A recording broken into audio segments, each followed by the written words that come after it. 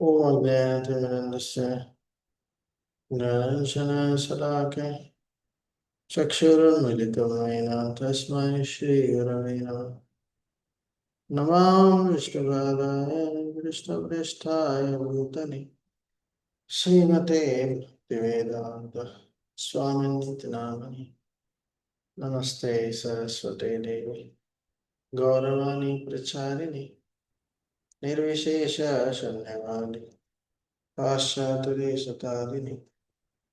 जय श्री कृष्ण चैतन्य प्रभु नित्यानंद श्री अद्वैत गदाधर श्रीवासादि गौरभक्तवृंद.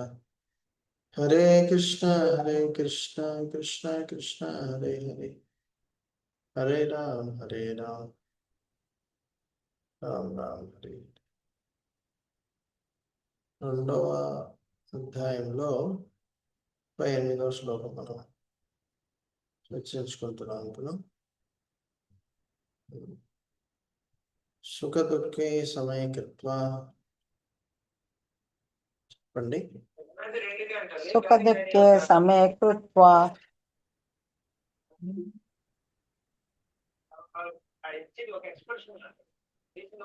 లాభాలాభో జయాజయో లాభాలాభౌ జయాజయౌ తతో యుద్ధాయ యుజ్యస్వ తతో తతో యుద్ధాయ యుద్ధాయ యుజ్యస్వ నైనం పాపమవాప్స్యసి. నైనం పాపమవాప్స్యసి.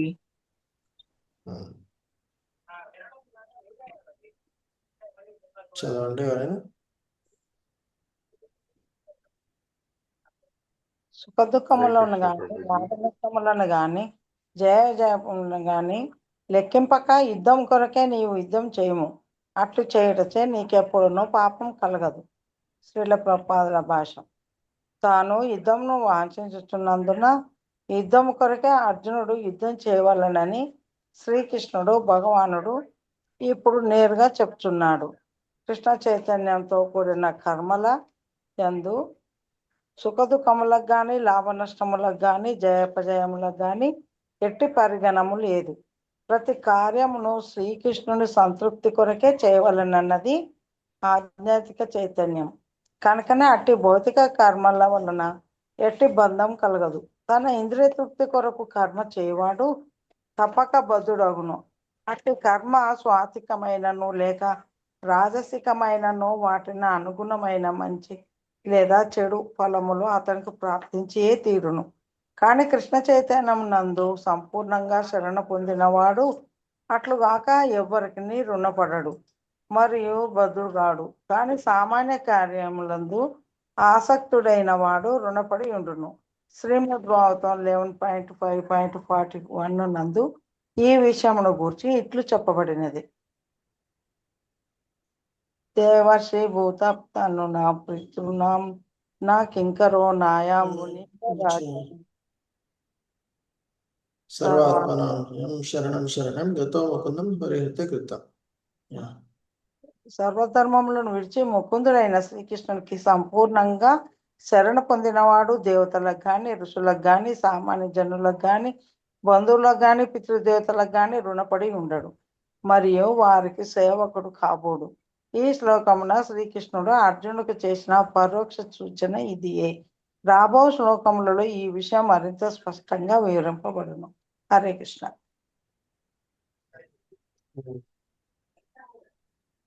One minute.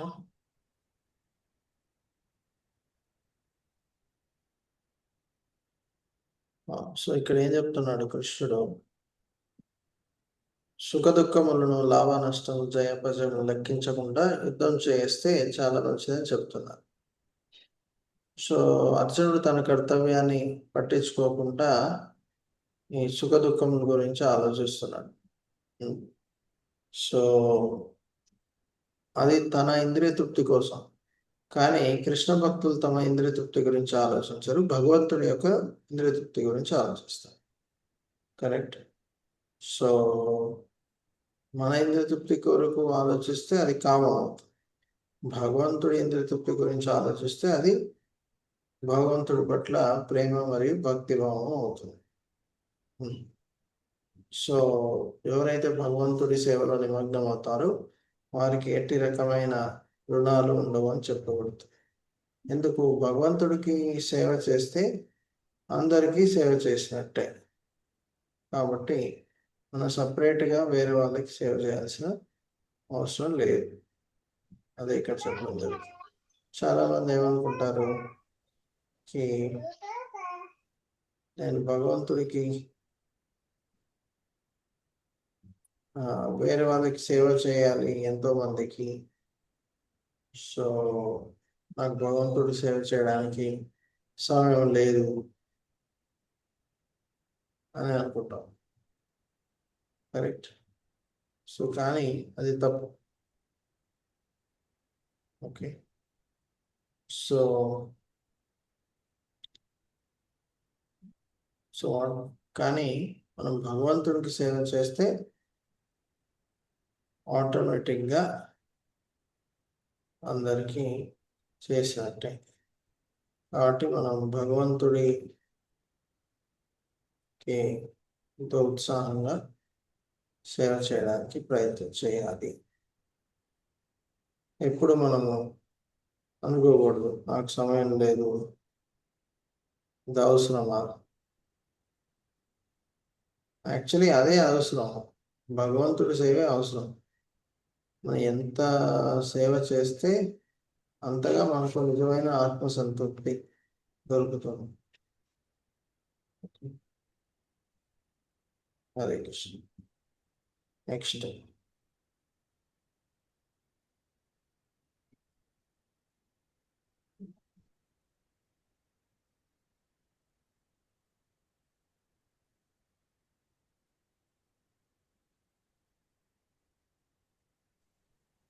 ఏషాతే విహితా సాంఖ్యే ఏషా తే భీహితా సాంఖ్యే బుద్ధిర్యోగే త్విమాం శృణు. బుద్ధిర్యోగే త్విమాం శృణు. బుద్ధ్యా యుక్తో యయా పార్థ బుద్ధ్యా యుక్తో యయా పార్థ కర్మబంధం ప్రహస్యసి. కర్మబంధం ప్రహాస్యసి. హరే కృష్ణ ప్రభుజీ. అనువాదము. ఇంతవరకు నేను సాంఖ్యము ననుసరించి ఈ ఆత్మజ్ఞానమును నీకు వివరించితిని. ఇప్పుడు దానిని ఫలాపేక్ష లేనటువంటి కర్మారూపమును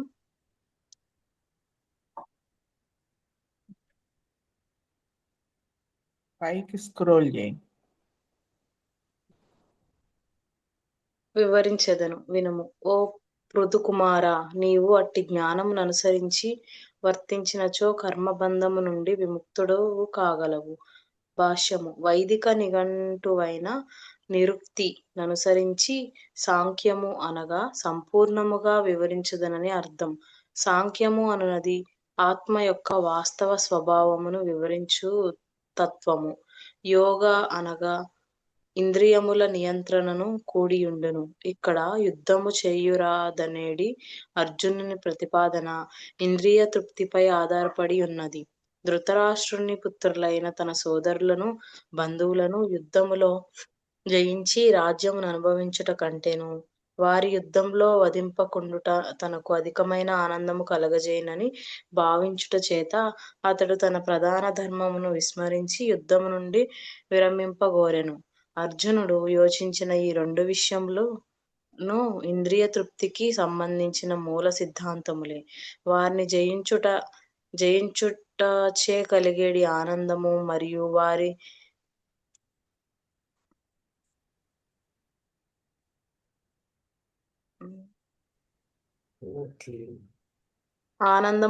వారి సజీవులుగా చూచుటచే కలుగు ఆనందమును రెండును కూడా జ్ఞాన ధర్మములను తజ్జించి దేహాత్మ బుద్ధి సిద్ధాంతమై ఆధారపడి ఉన్నవి.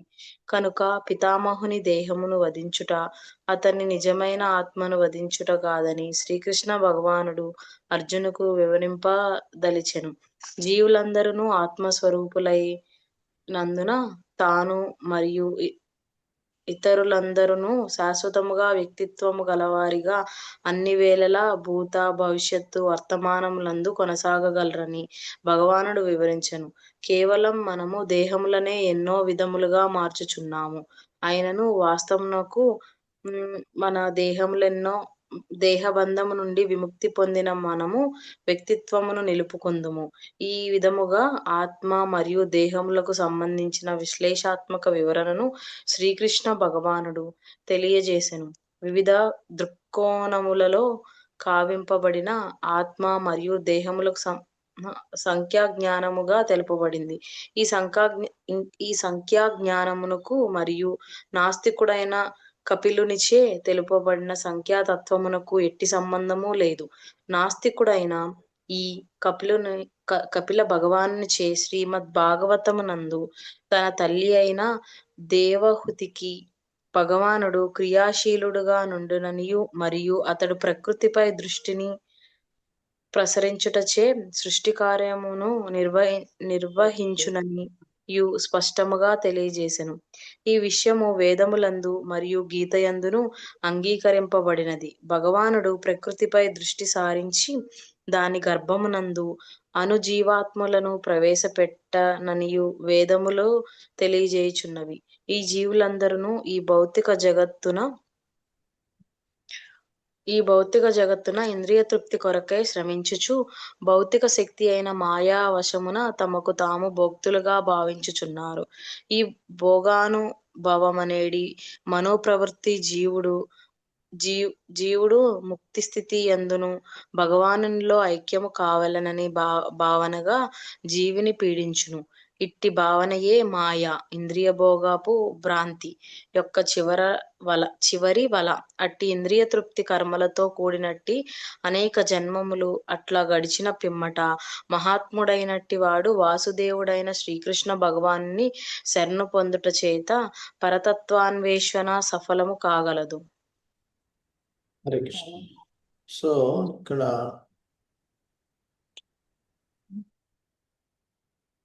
భగవంతుడు మొదట ఇంతవరకు ఆత్మజ్ఞానం గురించి చెప్పారు. సో ఇప్పుడు కర్మ యోగ అంటే కర్మ చేసి ఫలాపేక్ష లేకుండా దాని గురించి చెప్పుకోతున్నారు. కర్మయోగం అంటే మన శాస్త్రాలను అనుసరించి కర్మ చేయడం, కానీ కర్మ యొక్క ఫలాపేక్ష లేకుండా ఉండడం. సో అది ఇక్కడ చెప్పబోతున్నాను.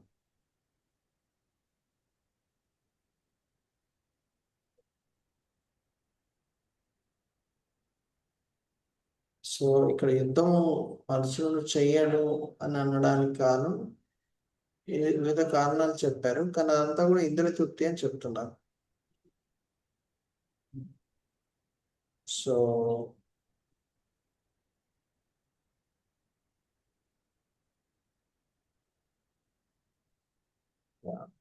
ఒకవేళ వాళ్ళు చనిపోయినా వాళ్ళ ఆత్మలే కాబట్టి ఏదో ఒక రకంగా ఉంటారని చెప్పవచ్చు.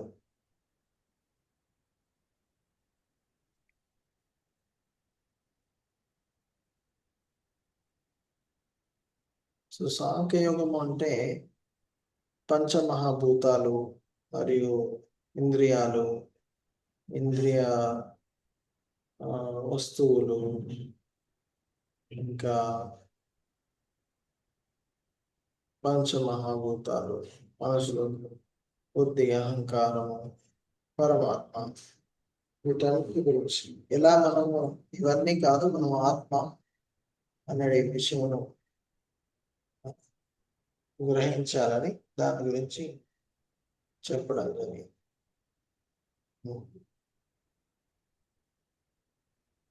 సో మనము భౌతిక ఇంద్రియ భోగం గురించి కష్టపడుతున్నాం అని గోపాల్ చెప్తున్నాం. సో అలా చేయడం వల్ల ఏమీ లాభం లేదు, చాలా పెద్ద ఉండేది. అలా చేయడం వల్ల మనకి ఎలాంటి శాశ్వతమైన సంతోషం దొరకదు. ఎందుకంటే ఈ ఆత్మలన్నీ కూడా భగవంతుడి యొక్క అంశాలు. భగవంతుడి సేవ చేసినప్పుడే ఆత్మకి నిజమైన సంతృప్తి. ఓకే, నెక్స్ట్ ఎవరైనా చదువుతారా? ఎవరైతే చదవలేదో హరే కృష్ణ ప్రభుజీ. చదవండి. అర్జునుడు ఇదివరకే శ్రీకృష్ణుని శరణి వేడి అతనిని తన ఆధ్యాత్మికాచార్యునిగా అంగీకరించి ఉండేది. శిష్యస్తేహం షాదిమాం త్వాం ప్రపన్నం. కనుకనే ఏ విధముగా అర్జునుడు బుద్ధియోగము లేక కర్మయోగం ద్వారా కర్మ నొనరింపవలనో భగవానుడు ఇప్పుడు తెలుపబోచున్నాడు. మరో మాటలో శ్రీకృష్ణ భగవాను ప్రీతి కొరకై భక్తియుక్త సేవా సాధన విధానము బోధించుచున్నాడు. ప్రతి ఒక్కరి హృదయమునందు పరమాత్మ రూపమున నెలకొడినట్టి భగవాను నీతో ప్రత్యక్ష సంబంధమును కలిగి ఉండుటైతే బుద్ధియోగమని దశమాధ్యాయపు 10వ శ్లోకమునందు స్పష్టంగా వివరింపబడింది. అట్టి ప్రత్యక్ష సంబంధము భక్తియుక్త సేవ లేకుండా కలుగబోదు. కనుకనే కృష్ణ చైతన్యమున భక్తియుక్త సేవ యందు నెలకొడిన వాడు శ్రీకృష్ణ భగవానుని ప్రత్యేక కృపచే బుద్ధియోగ స్థితిని వెంటనే పొందగలుగును. కనుక శుద్ధ ప్రేమతో తన భక్తియుక్త సేవ యందు నెలకొడిన వారికి భక్తి యోగమును గూర్చిన శుద్ధ జ్ఞానమును ప్రసాదించునని శ్రీకృష్ణ భగవానుడు చెప్పుచున్నాడు. దానితో భక్తుడు శాశ్వతానందముతో కూడినట్టి భగవద్ధామమున భగవానుని సులభంగా చేరగలడు. ఈ విధముగా ఈ శ్లోకమునందు తెలుపబడిన బుద్ధియోగమనున్నది భగవానుని భక్తి యొక్క సేవయే. అందులో పేర్కొనబడిన పైకి స్క్రోల్ చేయండి ప్రభుజీ. సాంఖ్యమను పదమునకు నాస్తికుడైన కపిలుడు ప్రతిపాదించిన సాంఖ్య యోగ ఇది తర్వాత ఫస్ట్ ఈ విధంగా ఈ శ్లోకం నందు ఈ విధముగా ఈ శ్లోకమునందు తెలుపబడిన బుద్ధి యోగమనున్నది భగవాను యొక్క భక్తియుక్త సేవయే. ఇందులో పేర్కొనబడిన సాంఖ్యమను పదమునకు నాస్తికుడైన కపిలుడు ప్రతిపాదించిన సాంఖ్య యోగమునకును ఎట్టి సంబంధమును లేదు. కనుకనే ఇక్కడ తెలుపబడిన సాంఖ్య యోగకును మరియు నాస్తిక సాంఖ్యకును సంబంధం కలదని ఎవరూ భావింపరాదు. ఆ కాలమున అట్టి తత్వమునకు ఎట్టి ప్రభావము లేకుండెను. అంతేకాకుండా నాస్తికమైన అట్టి తాత్విక కల్పనలను ఎందుకు శ్రీకృష్ణ భగవానుడు ప్రస్తావించడం యత్నించును? శ్రీమద్ భాగవతమునందు యథార్థమైన సాంఖ్యాతత్వము కపిల భగవానుచే వర్ణింపబడినది. ఆ సాంఖ్యమునకును కూడా ప్రస్తుతాంశములతో ఎట్టి సంబంధము లేదు. కనుకనే ఇక్కడ తెలుపబడిన సాంఖ్య యోగకును మరియు నాస్తిక సాంఖ్యకును సంబంధం కలదని ఎవరూ భావింపరాదు. ఆ కాలమున అట్టి తత్వమునకు ఎట్టి ప్రభావము లేకుండెను. అంతేకాకుండా నాస్తికమైన అట్టి తాత్విక కల్పనలను ఎందుకు శ్రీకృష్ణ భగవానుడు ప్రస్తావించడం యత్నించును? శ్రీమద్ భాగవతమునందు యథార్థమైన సాంఖ్యాతత్వం కపిల భగవాను నుంచి వర్ణింపబడినది. ఆ సాంఖ్యమునకు కూడా ప్రస్తుతాంశములతో ఎట్టి సంబంధమును లేదు. ఇక్కడ సాంఖ్యము అనగా ఆత్మ మరియు దేహముల విశ్లేషణాత్మక వివరణం. అర్జునుని బుద్ధి యోగకు లేక భక్తి యోగ స్థితికి ఉద్ధరించుటకై శ్రీకృష్ణ భగవానుడు ఆత్మ యొక్క విశ్లేషాత్మకమైన వివరణమును అందించాడు. కనుకనే శ్రీకృష్ణ భగవానుడు తెలిపిన సాంఖ్యము మరియు శ్రీమద్ భాగవతమునందు కపిలుడు తెలిపిన సాంఖ్యములు సమానములు మరియు ఒకటే. అవి రెండును భక్తి యోగంచే వివరించుచున్నవి. కనుకనే శ్రీకృష్ణ భగవానుడు బుద్ధిహీనులైన వారు మాత్రమే సాంఖ్యయోగము మరియు భక్తి యోగముల నడుమ భేదమును కల్పింతురని చెప్పుచున్నాడు. సాంఖ్యయోగం పృథగ్బాల ప్రవదంతి నా పండిత. నాస్తిక సాంఖ్య యోగతో భక్తి యోగకు ఎట్టి సంబంధము లేదు. అయినను కొందరు అల్పబుద్ధులు భగవద్గీత ఎందును ఆ నాస్తిక సాంఖ్య యోగమే తెలుపబడిందని పంతుదురు. కనుక బుద్ధి యోగము అనగా భక్తియుక్త సేవ యొక్క పరిపూర్ణ జ్ఞానము మరియు ఆనందముతో కర్మనరించుట అని ప్రతి ఒక్కరూ ఎరుగవలేను. భగవానుని ప్రీతి కొరకై కర్మనరించువాడు ఆ కార్యం ఎంత కష్టమైనను బుద్ధియోగ సిద్ధాంతములను అనుసరించి కర్మ చేయించు సర్వదా పరమానందమును పొందుచున్నాను. ఆ విధమైన భగవత్ సేవ ద్వారా భగవానుని కృపచే మానవుడు ఆధ్యాత్మిక అవగాహనను అప్రయత్నముగానే పొందును. ఆ విధముగా జ్ఞాన సముపార్జన కొరకై ఇతర ప్రత్యేక ప్రయత్నములేని చేయకుండానే అతనికి ముక్తి లభించుచున్నది. కృష్ణ చైతన్యం నందు కర్మ చేయుటకు మరియు ఫలాపేక్షతో కర్మ చేయుటకును, ముఖ్యముగా తన కుటుంబం కొరకు గాని భౌతిక సుఖం కొరకు గాని చేయబడు కర్మకు గొప్ప భేదం కలదు. కనుకనే బుద్ధి యోగము అనగా మనము చేయు కర్మ యొక్క ఆధ్యాత్మిక గుణమై ఉన్నది. హరే కృష్ణ. సో యాక్చువల్లీ కృష్ణుణ్ణి అర్జునుడు క్షణం తీసుకొని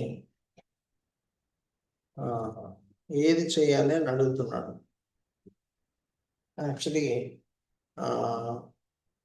కర్మయోగం అంటే కర్మ చేయడం, బుద్ధి యోగం అంటే యాక్చువల్గా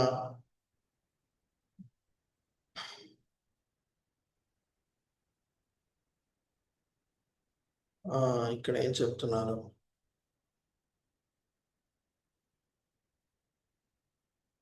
ప్రతి ఒక్కరి హృదయం నందు పరమాత్మ రూపం నెలకొని భగవాన్ ఆ పరమాత్మతో సంబంధాన్ని పెంచుకోవడం బుద్ధి యోగం అని ఇక్కడ చెప్తున్నారు. సో కాబట్టి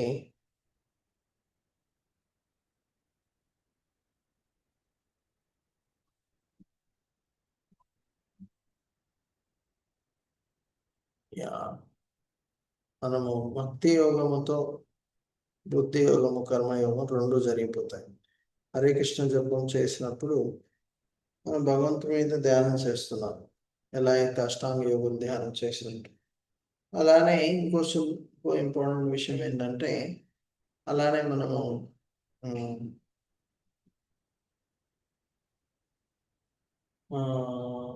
కర్మయోగులు ఏంటి, కర్మ ఫలాపేక్ష లేకుండా పనిచేస్తారు. భక్తులు కూడా ఏ ఫలాపేక్ష లేకుండా భగవంతుడికి సేవ చేస్తుంటారు. శ్రీ సాంఖ్యయోగం అంటే వివిధ భౌతిక విశ్లేషణ, ఎలా మనం ఆత్మ వేరు, ఈ భౌతిక పదార్థాలు వేరు అని. సో ఈ సాంఖ్యయోగము కపిల ముని భగవంతుడి యొక్క అవతారం అతను చెప్పారు. ఇంకా నాస్తికుడైన వ్యక్తి కూడా చెప్పారు. సో ఇద్దరు చెప్పారు కాబట్టి ఏది సరి ఏది చెడు అని మనకు ప్రశ్న రావచ్చు. సో ఈ నాస్తికుడు చెప్పిన సాంఖ్యయోగం ఏదైతే ఉందో, సో అందులో తప్పు ఏంటంటే అక్కడ అతను ఆత్మ గురించి ఏమి వర్ణన చేయలేదు. సో కానీ భగవంతుడు చెప్పిన ఈ సాంఖ్యయోగంలో ఆత్మ గురించి పరమాత్మ గురించి వర్ణన, కాబట్టి దానికి దీనికి ఇది తేడా. కానీ ఎవరికైతే భగవంతుడి గురించి ఏమీ జ్ఞానం లేదో వారేమనుకుంటారు, ఈ సాంఖ్యయోగము రెండు ఒకటే అనుకుంటారు. కపిల ముని చెప్పినది మరియు నాస్తికుడు చెప్పింది. సో కాబట్టి రెండింటి మధ్యలో మనం వ్యత్యాసాన్ని తెలుసుకొని మనం మనం భగవంతుడికి సేవ చేయాలి, సో ఈ భావంతో మనము ఉంటే సంతోషంగా ఉంటామని ఇక్కడ చెప్పబడి. సో ఈ సాంఖ్యయోగము యాక్చువల్గా మనము అంటే ఈ కలియుగంలో చేయడం చాలా కష్టం. కాబట్టి సునాయాసమైన భక్తి యోగాన్ని మనం పాటిస్తే చాలు. హరే కృష్ణ కృష్ణ కృష్ణ హరే హరే, హరే రామ్ రామ్ రామ్ హరే హరే. ఇలా ఈ హరే కృష్ణ మంత్రాన్ని చిన్న అయినా పెద్ద అయినా ఎవరైనా కూడా సునాయాసంగా చేయవచ్చు. సో ఈ విధంగా భక్తి యోగ మార్గంలో అన్ని మార్గంలో కంటే సునాయాసమైనది. అన్ని మార్గాల్లో దొరికే సారము ఈ భక్తి యోగంలో సునాయాసంగా మనకు దొరుకుతుంది. సో ఇక్కడితో మనం ముగిద్దాం. శ్రీమద్ భగవద్గీత కీ జై.